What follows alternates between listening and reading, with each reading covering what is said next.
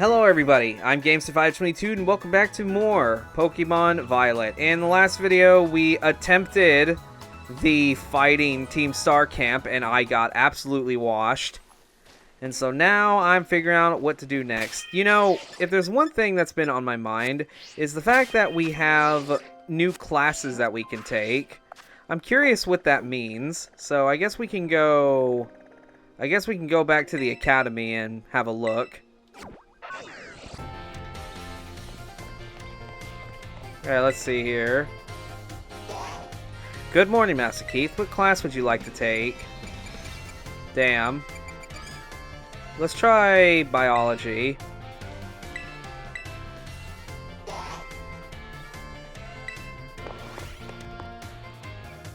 I wonder what taking classes actually does.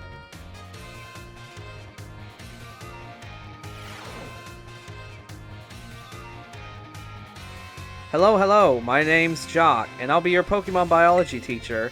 In my class, we'll learn all about various quirks of our beloved Pokemon together. I hope you all come to love Pokemon even more from the things you learn here. In today's class, I'll teach you a great way to get to know Pokemon in more depth. If you'd like to become better friends with your Pokemon, you can let them come out of their Pokeball and walk around with you. Sounds great, huh? You can use the ZR button to throw a Pokeball and let out a Pokemon inside. Nothing cuter than watching your Pokemon run around underfoot, if you ask me.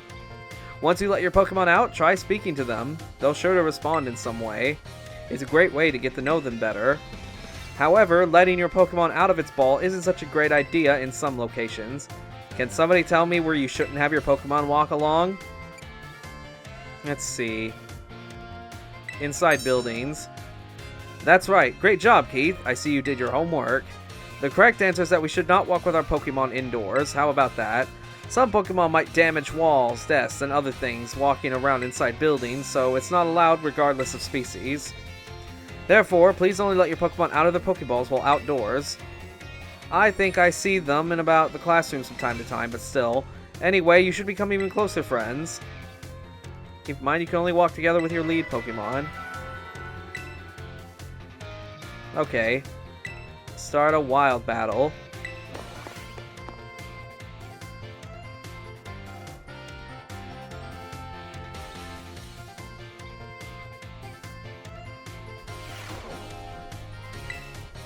Alright. Biology 2. Let's see. I guess like the tutorials for Pokemon are just in the form of these classes.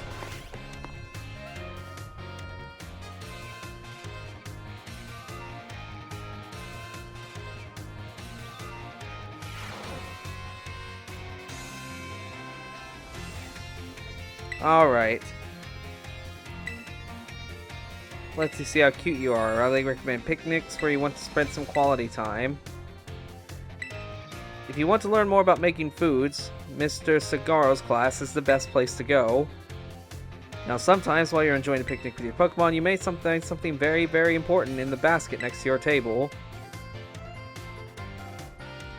It's very important that it's from what Pokemon are. It is eggs. You all got it right. Pokemon eggs. I do remember that from the trailer, but I haven't even seen that happen yet. It's not clear where these eggs come from, but they're probably placed in the basket rather stealthily by the Pokemon at the picnic. Walking around with an egg will help warm it, which allows it to hatch. Eggs won't warm up by sitting in boxes though. You'll need to have them in your party. And here's one more super important thing I'd like you to remember about eggs. Pokemon entrust us with their eggs because they believe in us. So I sure would be happy to see you all being responsible parents for your little Pokemon eggs. Whoops, my most important point came right at the ring of the bell. Well, see you all next time.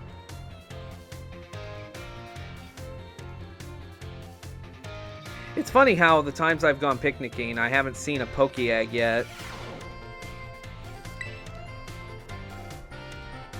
What class would you like to take? What's Biology 3?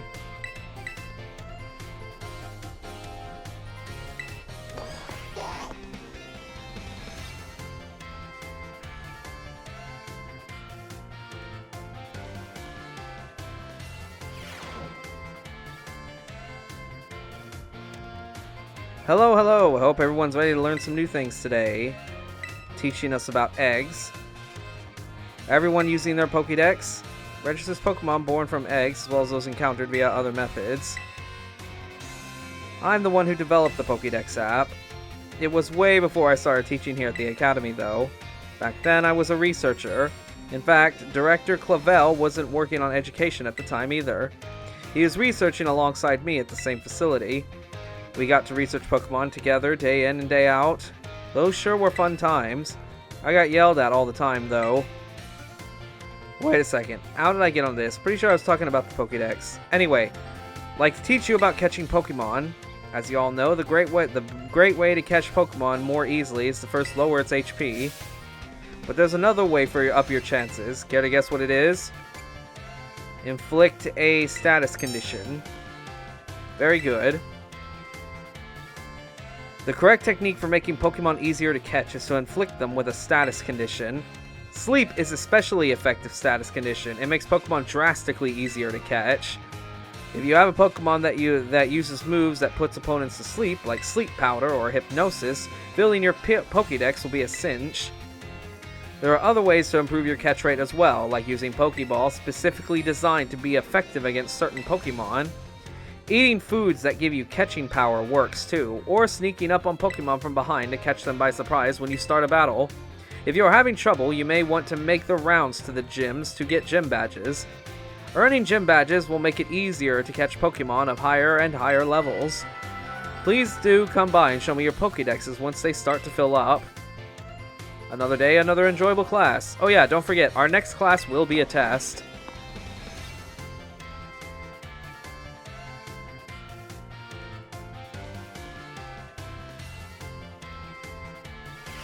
Ooh boy. Biology midterm. Ooh boy.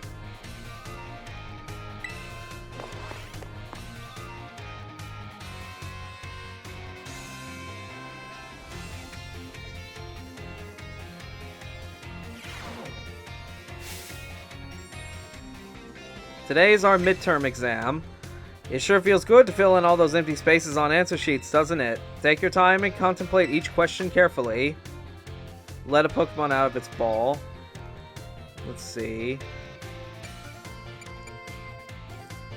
ZR. Eggs are found. Okay.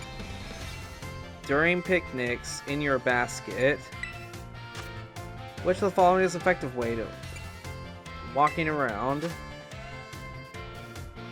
What will not... Giving them a berry.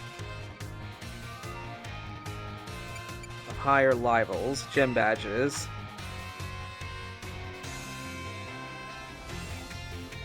It's easy to use. Alright, don't tell the director about it, okay? I'll grade these right away. I hope you're all looking forward to seeing how you did.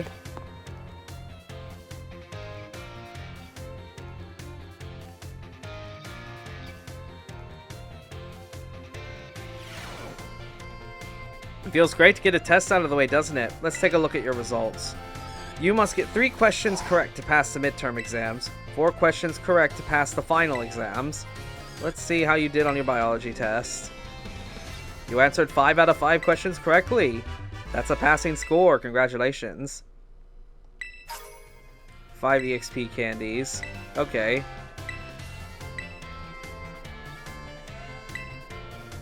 Biology 4. I guess we're just going to be taking classes this video, so I hope you guys don't mind that.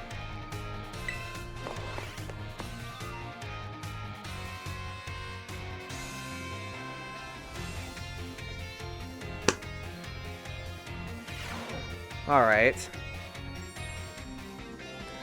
I hope everyone's ready to learn some new things today. You all did really great on the midterm exam. I'll sure to keep your responses in mind. We're heading to the last half of our classes together. It's time for our knowledge to evolve and grow, just like our Pokemon. Evolution, yep. Today we're going to learn about the fascinating phenomenon of Pokemon evolution. As your Pokemon battles and level up, they learn moves and get stronger, and for some Pokemon, once they've leveled up enough, their appearance changes and their stats increase, sometimes by a lot. That's Pokemon evolution. Pokemon become very strong when they evolve, making them trusty partners in battle. But some people prefer to keep their Pokemon on their adorable pre-evolved state. To do this, you need to remember a certain button when your Pokemon begins to evolve. To cancel the evolution, you press the B button. The C button. That's right, everyone. B for best answer. The button you want when you need to stop a Pokemon from evolving is the B button. If you press this button soon after a Pokemon begins to evolve, you can stop it from changing. You can also let the Pokemon hold an item known as an Everstone to keep it from evolving. And keep in mind that the requirements for evolution differ from Pokemon to Pokemon. Some may evolve by having certain items, such as a Flamestone or a Thunderstone used on them. Others may have to learn a specific move or defeat a specific Pokemon in battle to evolve. The way Primeape evolves into Annihilape is especially strange. You see, there's a certain move that... Whoop, looks like we're out of time. I guess we'll have to end class there today. Thank you for your attention.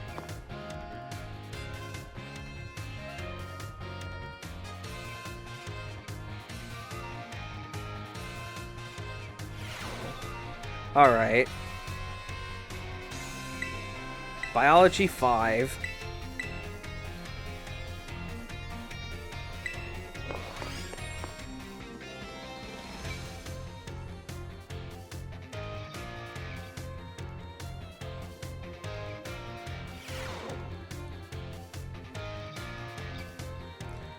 I hope everyone's ready to learn some new things today. Do you remember the final question from our midterm exam? Well, Dr. Clavel found about it somehow and I got yelled at. Whoops. Apparently he could tell I was hiding something just by looking at me. He must have noticed all the color flushed right out of my face. Speaking of colors, today I'd like to teach you all about colors as they pertain to Pokemon. Some Pokemon have slightly different color variations or patterning on their bodies based on their gender or individual differences. In very rare cases, a Pokemon may have wildly different colorations compared to the others of the same species. We call these specimens shiny Pokemon. It's quite rare to cross paths with one. Does anyone know what the likelihood of finding a shiny Pokemon is? 1 in 4,000. Wow, that's right. You have the making of a Pokemon, Professor Keith. Shiny Pokemon appear at a rate of 1 in 4,000. Isn't that amazing? The probability of encountering one in the wild is the same as hatching one from an egg, too. Eggs from a pair of Pokemon raised around different languages are a special case. There's a higher than average chance that shiny Pokemon will hatch from these eggs, but we haven't even been able to figure out why that is just yet. I've also heard rumors of a charm that increases your likelihood of finding shiny Pokemon when you have it in your bag. Can you believe that? This claim can't be scientifically verified, but it would be fun if it were true. Whoop, there's the bell. So 1 in 4,000 for shinies, huh?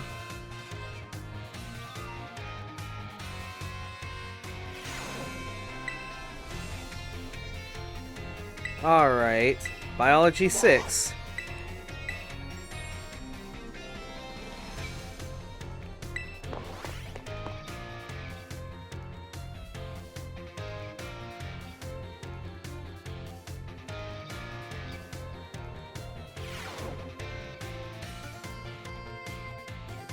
Hello, I hope everyone's ready to learn some new things today.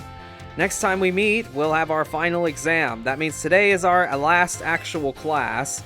On the topic for the last class, Pokemon forms.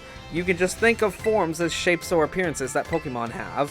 There's also a phenomenon called a form change, where a Pokemon's appearance changes under certain conditions. Sigh Lizard, for example, which regularly ride as transportation here in Paldea, has 3 forms. First, its basic form, where it walks on 4 legs. Second is its battle form, where it stands on its hind legs to engage in battle. Finally, there's its ride form, where it inflates its throat sac and its tail so it can ride on its back. Though we can use something you're all carrying with you now as an even better example. Yep, I'm talking about your phones. Some smartphones are inhabited by a certain Pokemon. Does anyone know what the Pokemon I'm referring to is? You're a regular expert on Pokemon and technology, aren't you, Keith? The Pokemon inside your smartphone is Rotom, and it does all sorts of things to help you out. A Rotom inside of a Rotom phone is special, so it doesn't try to enter other electronics. An ordinary Rotom, however, can change form by entering washing machines, microwave ovens, and other electronic appliances. Rotom is a bit of an exception, though. Many Pokemon that change form do so by holding an item or by having one used on them. Oricorio, for example, has 4 different forms it can change between when given certain nectars. Pokemon may even change type or learn different moves when they change form. Form changes are different from evolution in that the Pokemon can return to its original form. And unlike shiny Pokemon, which can't change their special coloration, the same individual Pokemon can go back and forth between its forms. There's a lot to dig in with this form change phenomenon, as you can see. We can all learn something from Pokemon here, don't you think? Bit of a stretch, but I'd be happy to see you all enjoy your time at the Academy to the fullest and change form into a new version of yourselves. Or something like that anyway. Oh, I almost forgot. Regional forms, which vary based on what region a Pokemon came from, don't change like their forms. They're an innate... Whoops. There's the bell. I guess I was scatterbrained. Mr. Jacques, right up to the very end, huh? I had a great time teaching all of you. I hope you'll do your best on the final exam. Ooh, boy.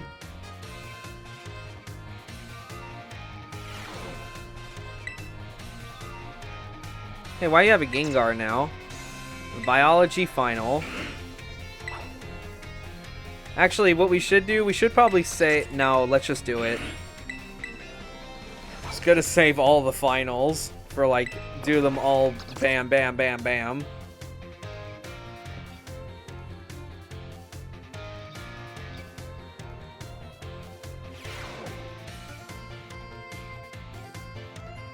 Hello everyone. Today is our final exam. It will cover everything I've taught you so far, but I'm sure you all will do just fine. Take your time and contemplate each question carefully. How many of the following 4 methods make it easier to catch Pokemon? 2. You can get a new Pokemon only by catching them yourself or trading with other... You can get trading with other trainers. I don't know if this is a trick question.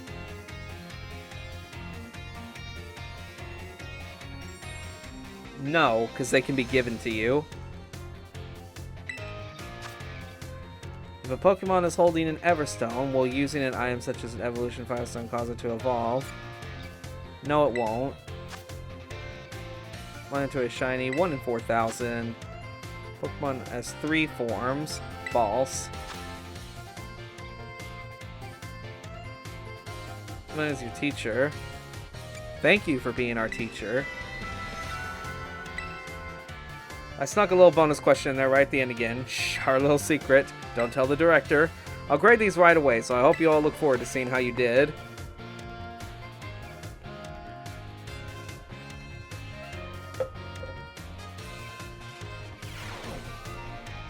Alright.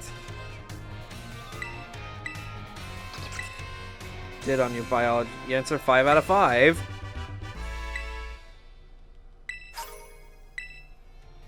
Five medium candies. Alright, looks like we're done with that.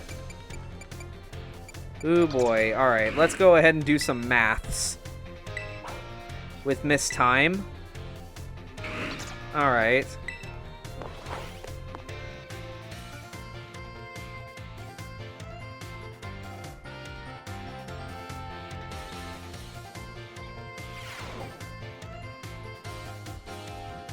Hello, everyone. Nice to meet you. My name is Time, and I will be your math teacher. Sorry to put you all on the spot at the start of class, but let me ask you a quick question. Do you enjoy numbers, arithmetic, and the like? Yeah, sort of. Oh my. Thank you for your honest responses. Some of you may like numbers and some may not. I think that makes a wonderful mix. But no matter your opinion on math, I hope you find yourselves enjoying our lessons together. I'll do my best to find a good way to match up your interests with all types of math lessons. Speaking of which, are you all caught up on your studies of Pokemon type matchups? Grass is strong against water, water is against fire. So let me ask you this. That water is strong against fire. If the move Water Gun hits a fire type Pokemon, what becomes of the move's damage? It cuts in half. Oh my, a little reverse sinking I see. But I'd probably be in a rough shape afterwards if I get hit by something I was weak to. Wouldn't you be? Oh, damn it. I read that backwards. I read that in reverse. How did I do that? Multiplies the damage by 2.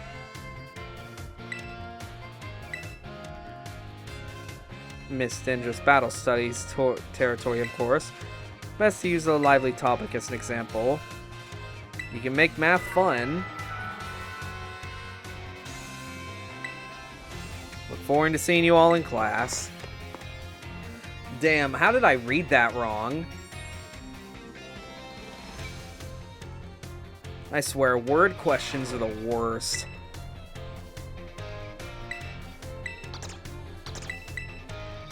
Also, that's the gym that was the gym leader I fought. The rapping gym leader.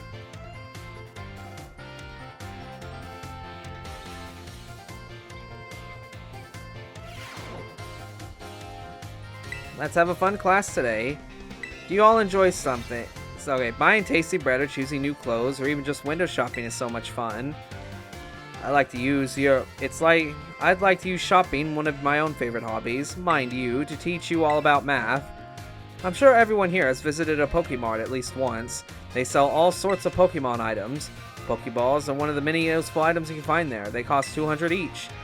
Now then, do some quick thinking for me. If you had 2,000 and bought as many Pokeballs as you could afford, how many would you receive? 10. It's a bit of a trick question. You can a maximum of 10. If you purchase 10 or more one-type Pokeball, you'll receive one Primer Ball, a special White Ball as a bonus. So the correct answer is in fact 11. Sure, it's nice to get a little bonus like that on top of a shopping trip, isn't it? Well, what a shame. Damn, these are trick questions. What is this shit? God.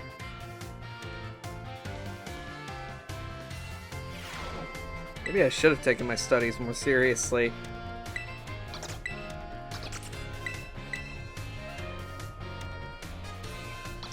Alright.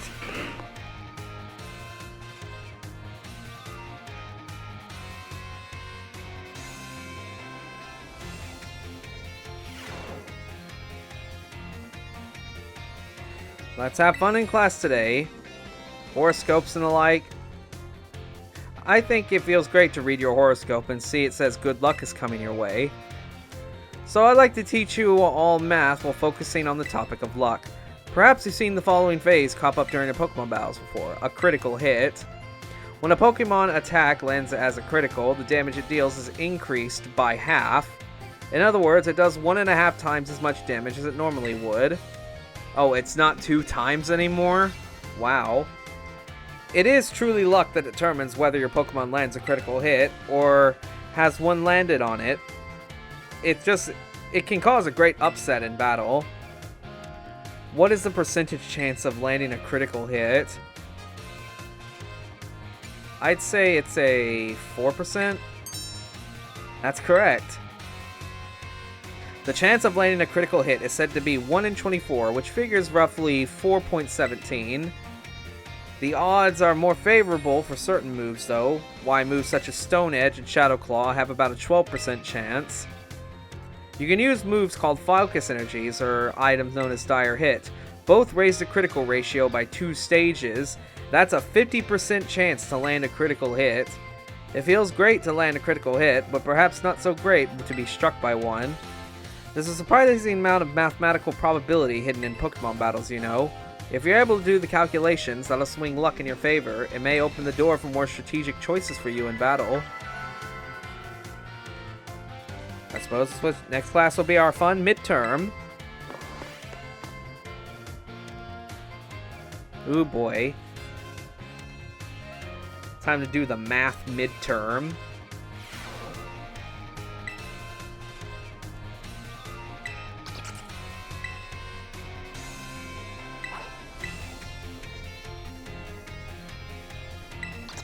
Alright, I just need to be careful of these trick questions.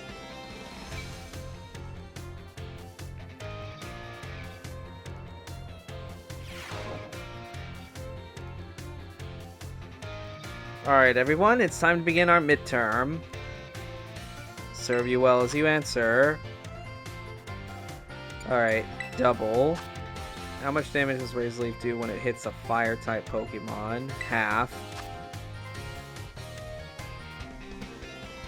Falls what you get. 11. 4%. 1.5 times. Woo! Do go ask for your scores at the front desk.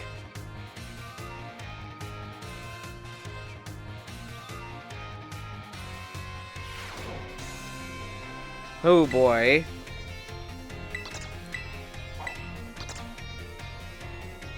Five out of 5.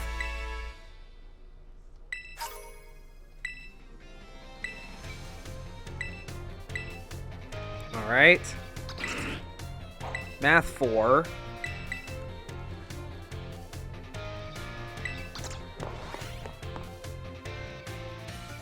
It seems to be 3, midterm 3, and then final exam.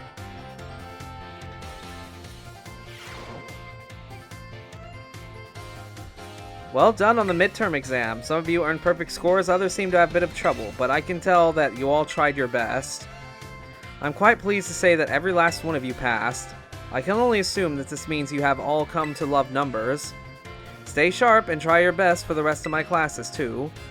Speaking of staying sharp, do you know how that word applies to Pokemon battles? That's right, it has to do with stat boosts. Pokemon stats can rise and fall throughout the course of battle, correct? For example, if a Pokemon uses a move Workup, its attack and special attack stats will raise by 1 stage.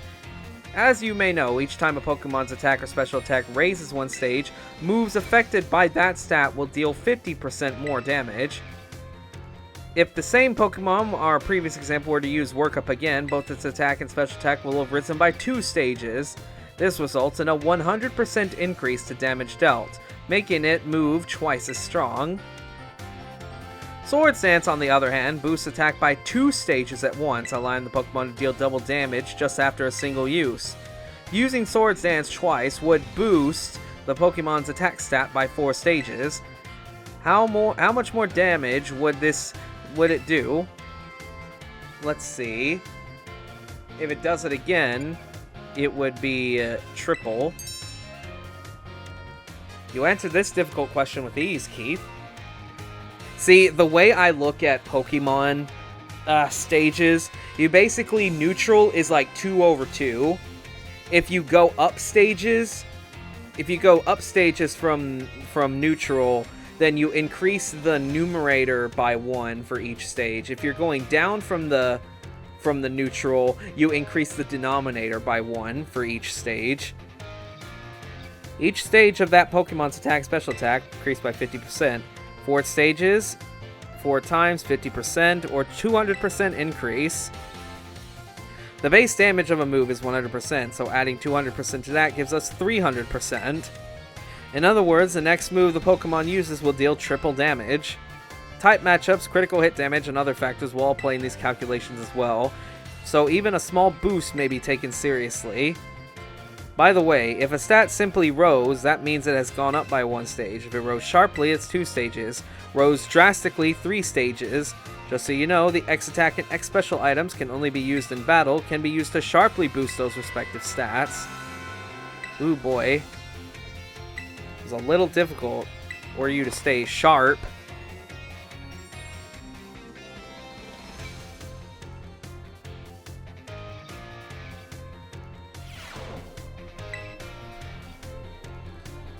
What would you like to take? Math.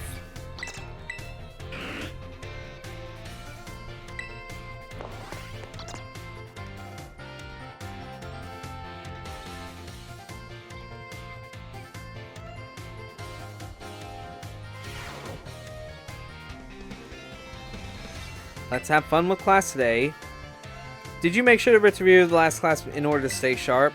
I know it's a little difficult to talk in multiplications and percentages and the like, but today we'll be talking about percentages again and learn about probability.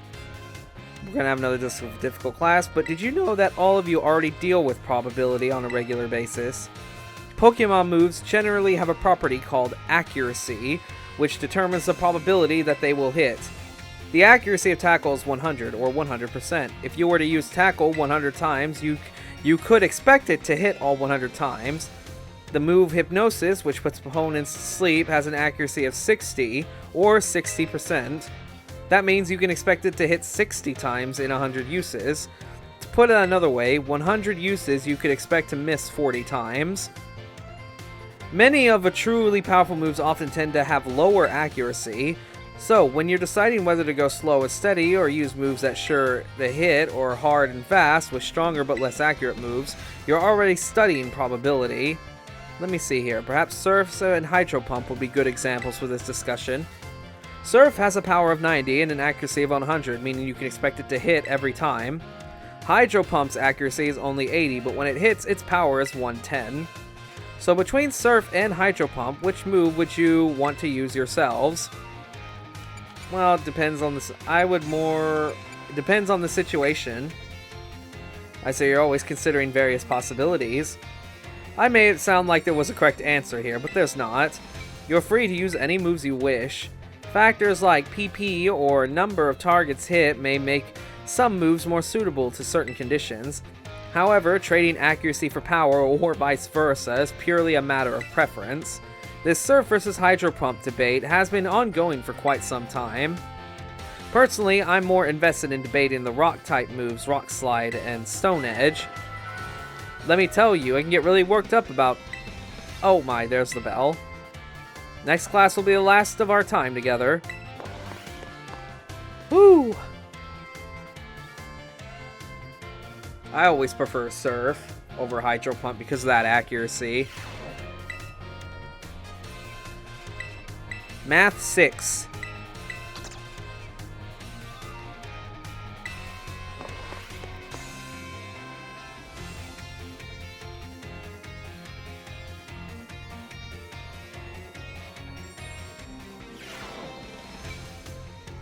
Alright, our last class together. Last time we lose probability, move accuracy as an example. Did you know that in a class of 40 students, there is a 90% chance that 2 of them will have the same birthday? This is true despite the fact that there are over 300 days each year. Isn't that remarkable? But let's move on to today's topic. I've been teaching you how to calculate damage in this class using examples like type matchups, critical hits, stat boosts, and like. All the variables are multiplied together to calculate damage dealt to an opponent. However, did you know there's even a simpler way to increase the damage of your Pokemon's moves?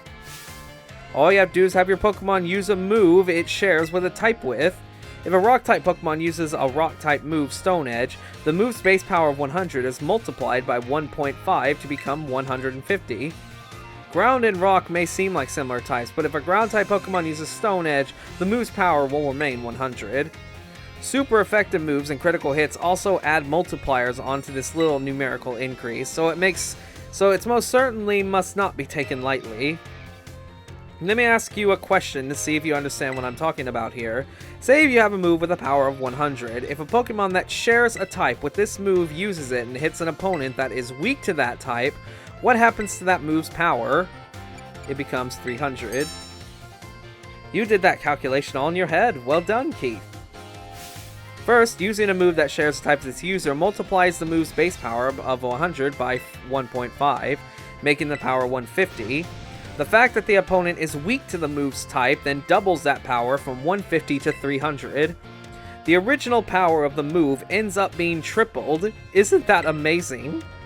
What's more, if a Pokemon Terastallized and its Terra type matches one of its original types, then the bonus it gets from using a move of that same type increases from 1.5 to 2 times.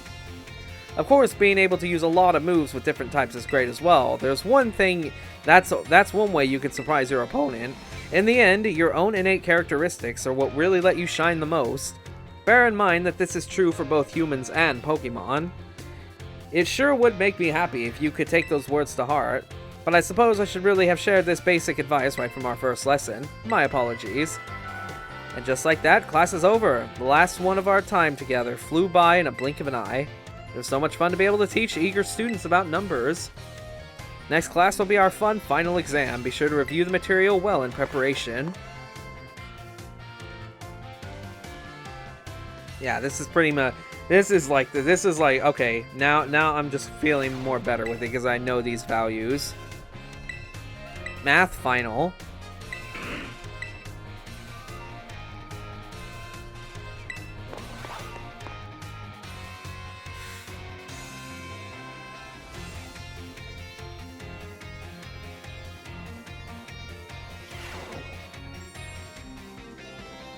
Alright everyone, it's time to begin our final exam. Alright, how many Great Balls could you purchase with 3,000 if each costs 6? If you cost 600. 5.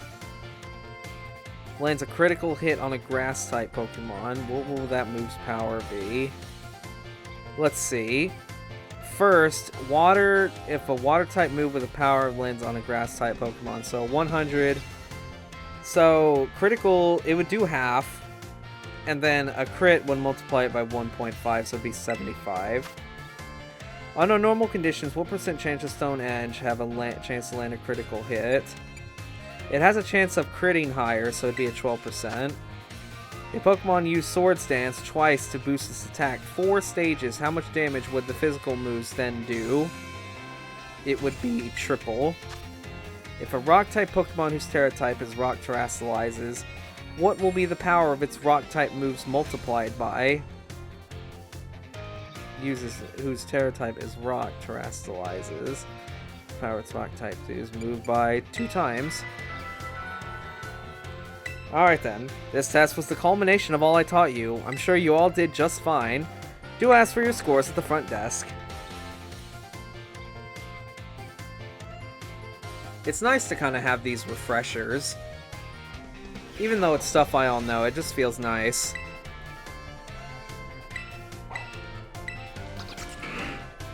Five out of 5. Candies. Alright, let's see what this next class is like. History. Mr. Ryfort. Or Miss Ryfort.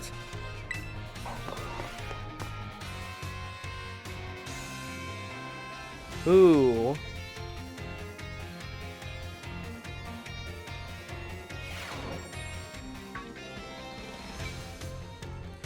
Oh-ho, I see we have some new students in here with us today. My name is Ryfort. I'll be the one to impart knowledge of the past into your little minds. History is a wonderful thing, truly splendid. The lives of our ancestors throughout history forged the path of the present in which we live. Today we shall learn about the most mysterious location in all of Paldea, the Great Crater. As you are all aware, the massive crater known as the Great Crater of Paldea exists in the heart of our region.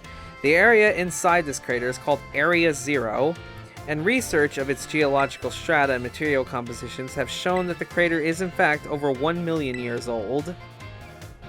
As it was long believed that a certain something rested at the bottom of this mysterious crater. Ah, perfect timing to make eye contact, young Keith. Answer me this. What exactly was believed to rest in the depths of the Great Crater inside Area 0? A treasure? You're a surprisingly clever one, aren't you? I see you did your homework prior to coming to class. That's right, some believe that a treasure more valuable than anything else in this world rested at the depth of the Great Crater. So much for dreams of treasure hunting, though, as a lab has been built in those very same depths. Oh, and before I forget, you would all do well to remember that the Great Crater and Area 0 are both off-limits to all those but who have official business there. Do not dare entertain the foolish notion of gallivanting off to Area 0 in such riches. It is no place for children dreaming of treasure and adventure.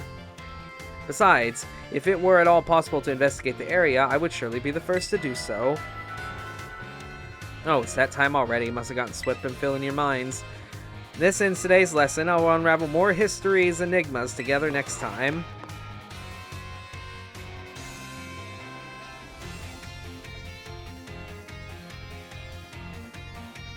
Oh, now this one's actually kind of fascinating.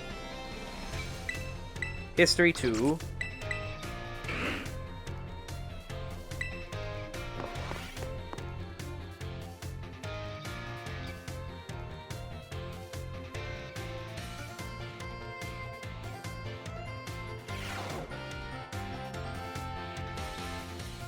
Greetings, my little students. Whatever you did yesterday, you're now part of history. Today, we will continue to unravel the marvels that history has presented to us. About 2,000 years ago, this region came under the rule of the Chaldean Empire. Historical accounts describe the Chaldean Emperor as being quite the dictator. This emperor also zealously believed the legend of the treasure that rests deep within Area Zero. I must mention that civilizations of our ancestors were not as developed as ours is today. People back then were far more likely to believe in mysterious legends, magic, and beings beyond human comprehension. In an attempt to gain the power to stand against Paldea's neighboring countries, the Emperor sent people in droves to join the hunt for the fabled treasure of Area Zero. Perfect timing to make eye contact. Answer me this. Approximately how many years ago was the Chaldean Empire began to rule this region? Let's see. 2,000 years ago? That is correct. You're a surprisingly clever one, aren't you? I'm seeing you're listening intently on my lecture. The answer is about 2,000 years ago. That was when the great era of exploration began. However, it is said that not a single adventurer sent out by the Emperor ever reached the depths of Area Zero. Was it the punishing journey itself that barred their way, or perhaps some unknown creature? The resounding failure of this great era of exploration almost certainly heightened the air of mystery surrounding the crater. Oh, what I wouldn't want to give to explore Area Zero in its untouched state at the time.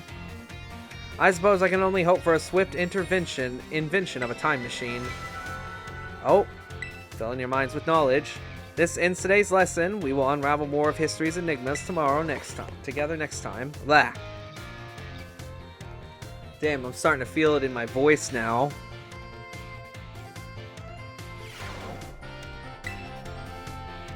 Alright. What class would you like to take? Let's just go ahead and get to the history midterm.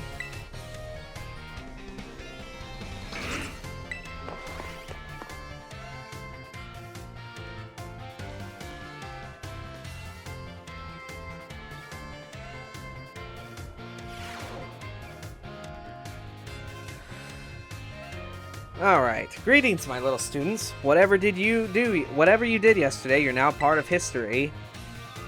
Today, we will continue to unravel the marvels that history has presented to us. As you should remember from our last class, Area Zero's great era of exploration began about 2,000 years ago. This era lasted for approximately 1,000 years, but not a single soul was able to venture all the way down to the deepest reaches of Area Zero.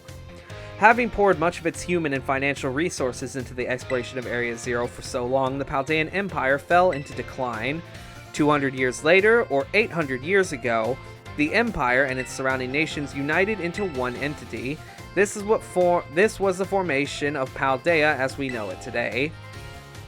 Ah yes, this very academy where you are filling your young minds with knowledge was also apparently established at that time.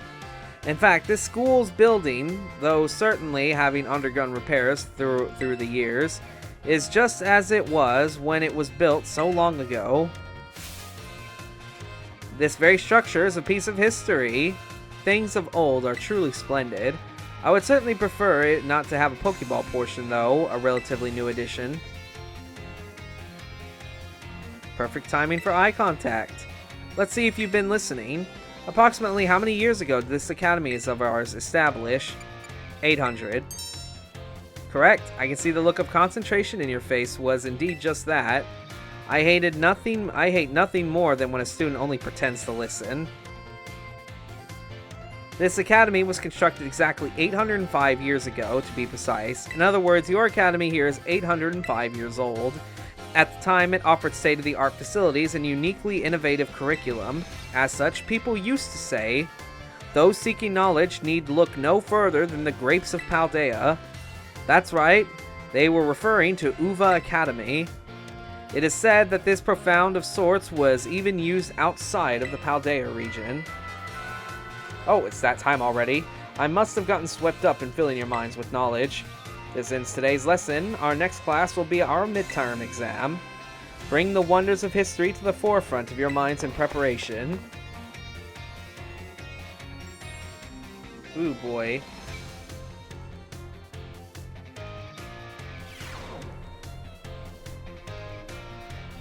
Alright. Let's go ahead and knock out the midterm.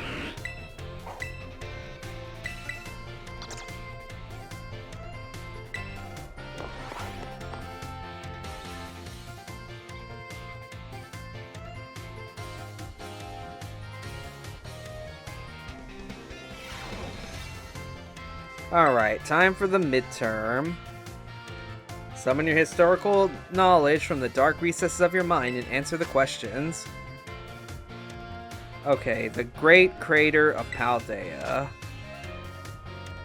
Treasure. Rule this region. 2,000 years ago. 805. Those seeking knowledge need look no further.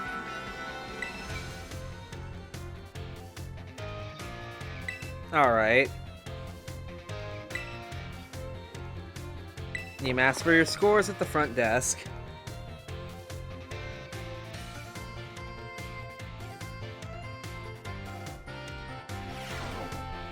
Alright.